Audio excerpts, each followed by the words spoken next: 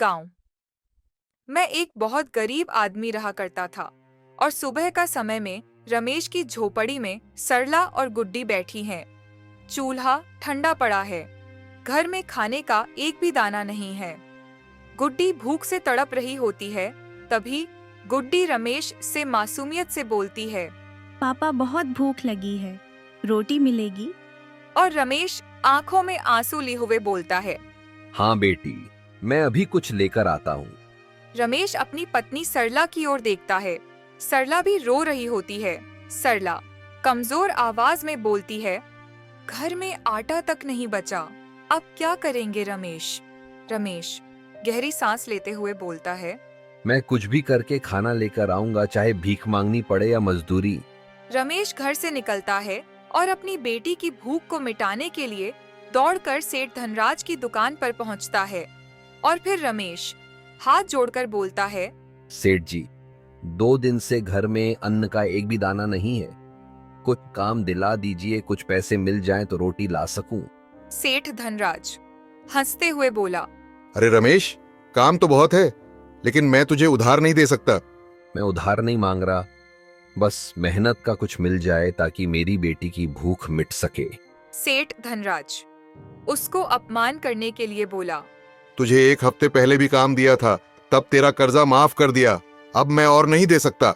रमेश गिड़गिड़ाते हुए बोला, सेठ जी प्लीज, मेरी बेटी भूख से तड़प रही है। सेठ धनराज ने गुस्से में बोला, भाग यहाँ से, मैं कोई दानवीर नहीं हूँ। रमेश मायूस होकर वहां से चला जाता है और एक मंदिर के बाहर जाके बैठ जाता है और भूख से बेहाल बैठा है। तभी गांव के एक बुजुर्ग बाबूजी वहां आते हैं। बाबूजी नरम आवाज में बोलते हैं, बेटा, क्या हुआ? बहुत परेशान लग रहे हो। रमेश के आंखों में आंसू रहता है और बोला, बाबूजी, मेरी बेटी भूख से रो रही है, मैंने हर जगह काम मांगा लेकिन कोई मदद नहीं कर रहा। बाबूजी गहरी सांस लेकर बोले, दुनिया स्वार्थी हो गई है बेटा, लेकिन तेरा इम्तिहान अभी खत्म नहीं हुआ। जा, रामू काका की दुकान पर जा, शायद वो कुछ मदद करें। रमेश तुरंत रामू काका की दुकान की ओर भागता है। रामू काका दुकान बंद करने की तैयारी कर रहे होते हैं। रमेश हांफते हुए वहां पहुंचता है।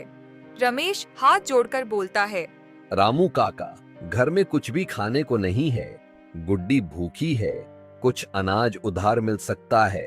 रामू काका बोले, अरे बेटा, भूख किसी से देखी नहीं जाती, रुको मैं कुछ देता हूँ। रामू काका एक थैली में चावल और आटा भरकर रमेश को देते हैं। ले बेटा, जब तेरे पास पैसे हों तब चुका देना।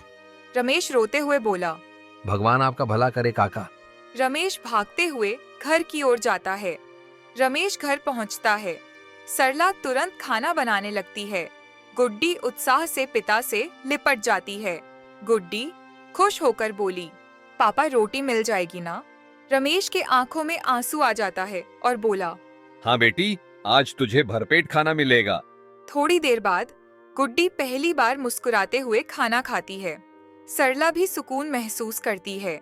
रमेश चैन की सांस लेता